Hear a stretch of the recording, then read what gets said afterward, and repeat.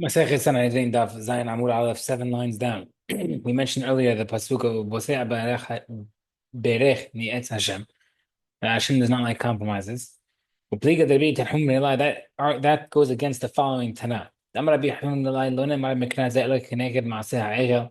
This pasuk was meant for what happened with the Egel. Shneimar, the pasuk is V'yara Haron V'yivin Mizbeach Lefanav. Aaron saw what had happened, and therefore he put the Mizbeach for the calf, for the Egel. Maida, what did he see?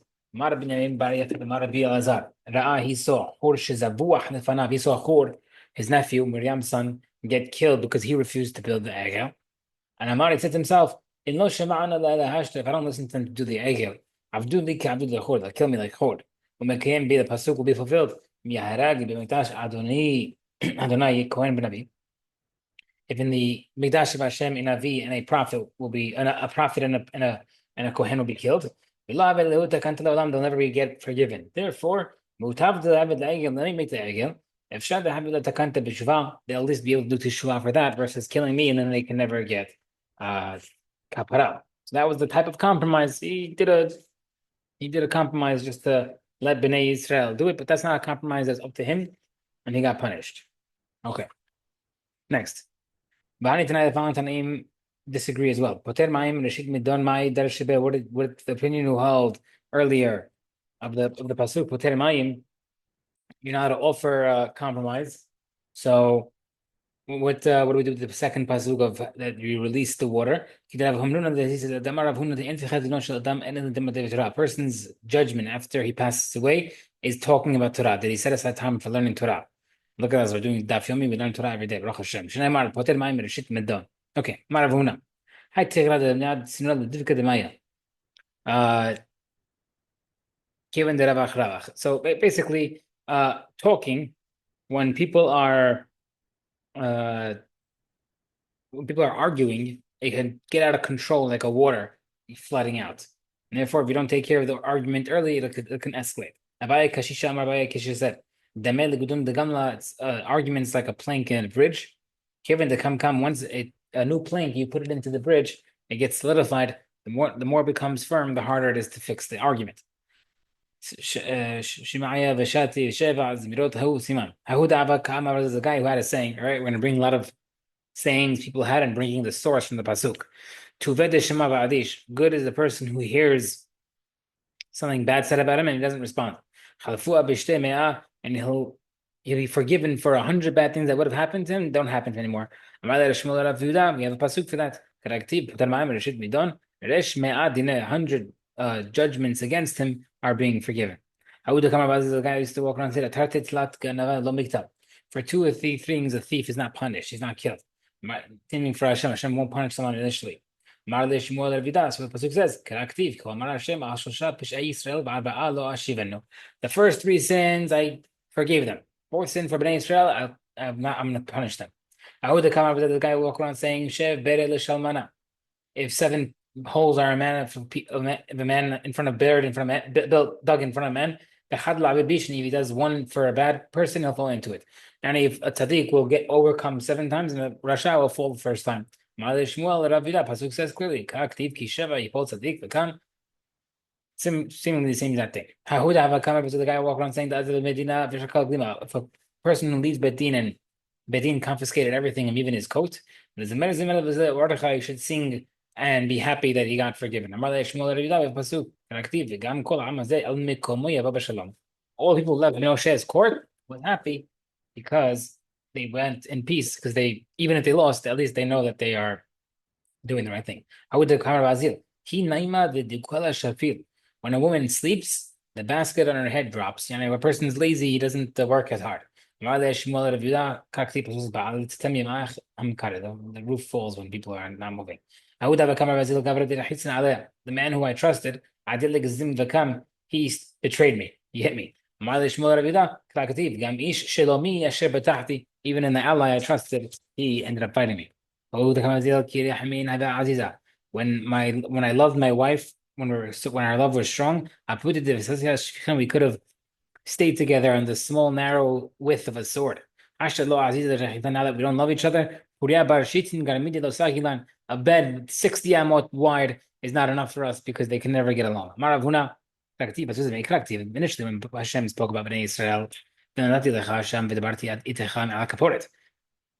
Hashem said, I will stay by the kaporet. But Tanya Bata says, Aron Tish'ab the kaporet tefach. The tefach, the kaporet was a tefach thick. That's it. Harei ken asra is the 10 tefachim.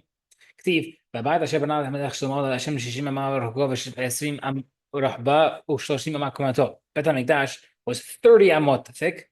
The Beit HaMikdash was 30 amot, 30 amot high, 60 amot long rather. ובסוף כתיב, כמו השם כסעיר בארץ החדום רגלי, איזה בית אשר תבנו לי. Hashem was not happy with him. He couldn't stay there even though it was bigger. Initially, he was by the small kaporet. Now, even the Beit HaMikdash, the massive Beit HaMikdash wasn't big enough for him. So we said earlier that when he said, don't hold back, don't withhold, let's say, witness a testimony, for example. He said, lo taguru. How do we know that it means withholding? Amar Rav Nachman, Amar Krab. It says, yain lo tishteh, velo te'agor. Don't hold back from drinking. Tachim b'kayif lachmaha, ogra b'kasir ma'achala. She prepares the food in the summer, and she harvests in the winter. A wise person gathers in the summer. Okay, whoever judges a good, truthful judgment, Israel causes Hashem to rest among Bnei Israel. Whoever does not do a true judgment, causes Hashem to leave Bnei Israel. People are going to cry out and Hashem will leave them. Whoever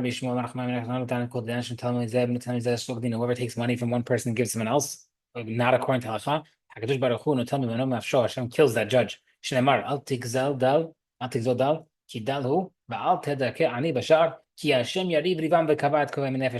take lives for those who rob them. A judge should always be seeing as if there's a sword going against his neck, and he should be careful. The Gehinam's open underneath him. Shemar Pasuk says, he named it Shemo Shishim Gorim Savila Migobrei Israel.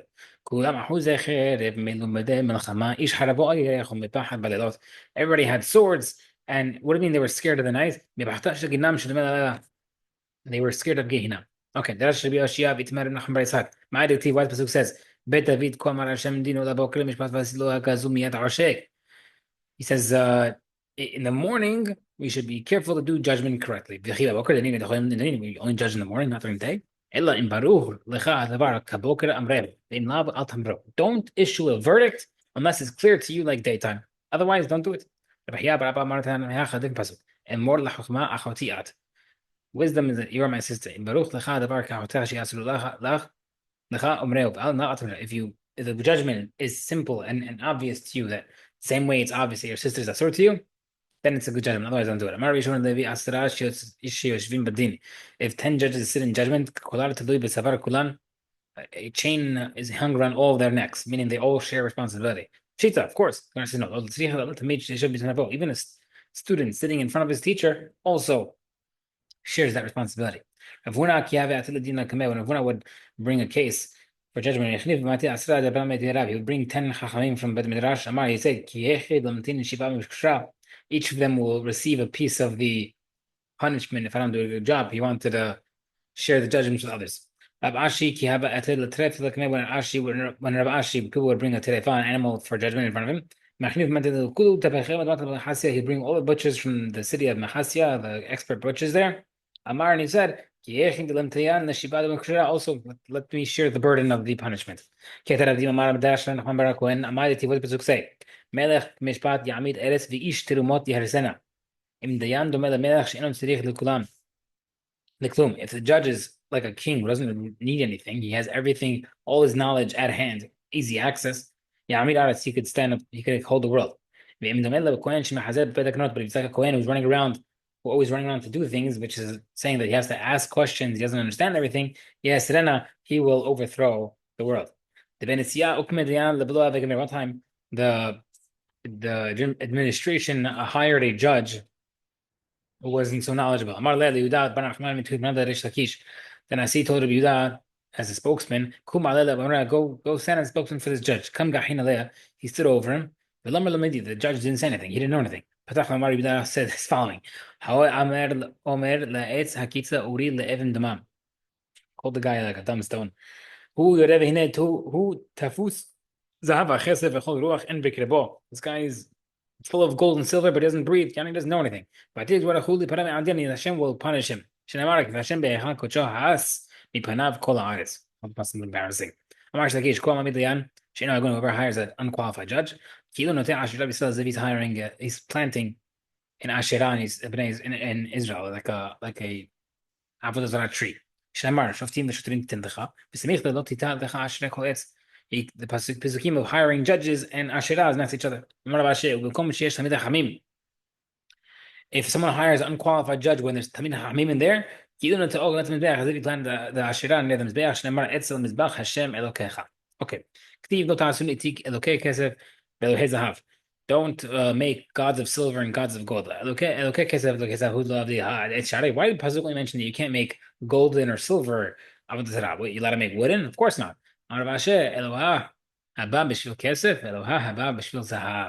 Don't bring judges that were bought through silver and gold, yani bribed.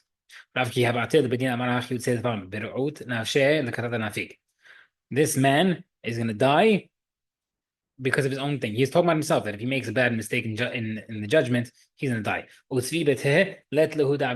And the household duties, he doesn't do while he's in court, but he'll go back to his house empty-handed. Meaning, if he only gets paid for what he does in the court, and therefore he's like saying, it's a shame that I'm going to this and coming out empty-handed. And he says, I hope that I get back to my house the same way I left my house without sin. I hope that I get back to my house without sin. When Rav would see Chachamim in front of him, he would praise them. He was very humble. During Shlosh Regalim, they used to carry rabbis who were old and couldn't walk. They would say, riches don't last forever. He was telling us that even though he's being honored now, that doesn't last forever. Where do we learn the following? Be deliberate in judgment. Don't go on the steps quickly. These are the judges, meaning don't go too quickly, which also means don't be more deliberate while you're making judgments. How do the judge should not step over the people who are sitting on the floor, right? They sit on the floor and people step by. How do you know that they shouldn't step over the people? They specifically put those positions next to each other. You shall place these judgments. Why you shall place? You shall teach. Amar Rav Yirmiyah Elu is referring to the tools of the judges. Like this, Rav Huna when Rav Huna would go to a court, he would say, "Go bring me my judge tools," which is what makel, urtzua, v'shofara, v'sanlav. He would take his stick that was hit for people who deserved makot rabanan. The strap was makot d'oraita. The horn to make people go to galut, and the sandal was for chalitza. Okay, and I commanded your judge at the time. This is referring to the stick and strap in court. To Hezariz, be meticulous, give it when needed, don't hold back, and be ready to use it at all times. Shamua ben Achim came here between the brothers and judge. Is a warning to Badin. Don't hear one litigant before the other litigants arrives. You have to hear them together. You have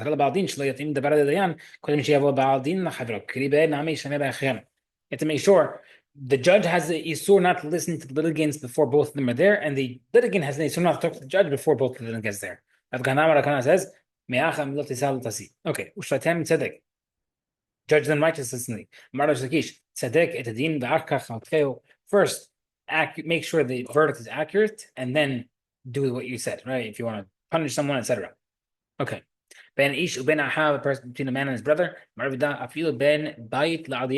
Make an equal division between people, even if it's like a upper floor and bottom floor, right? If the floors are different, you're giving one floor to one brother, another floor to another brother. It's not fair. Maybe one floor is more expensive. Therefore, if you're going to split it, make sure you compensate the person who's getting the worst property. Uben gero and a stranger, maravida afil ben tanura tanaim. You have to make it equal division, even something as simple as a single oven versus double oven. The other person has to get compensated. Don't respect people in judgment. Don't recognize. If you like him, you can't judge him anymore. You're biased. Don't treat him like a stranger. Don't rule against him because you don't like him. One time the Rav came for judgment, and the guy, he was the judge, and the guy came over to him who was his host at one point. Amar says, Lav were you not my guest one time? And Amar told him, yeah, I was. Amar Dina Ita, he told Rav, okay, I have a case that I want you to judge. Amar said, once you told me that you hosted me once, you're not possible to me. Amar Rav Kahana, he told Rav Kahana, go judge this guy.